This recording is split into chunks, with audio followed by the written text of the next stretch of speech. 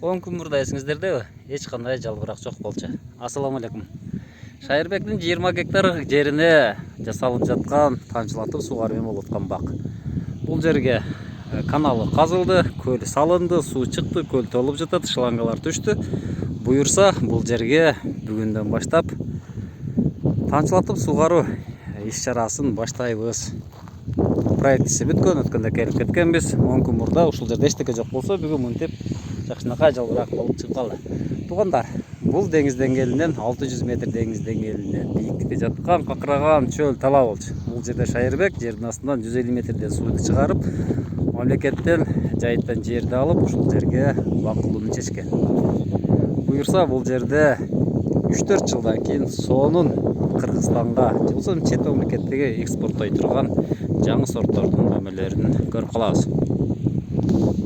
Сиздер менен багыздар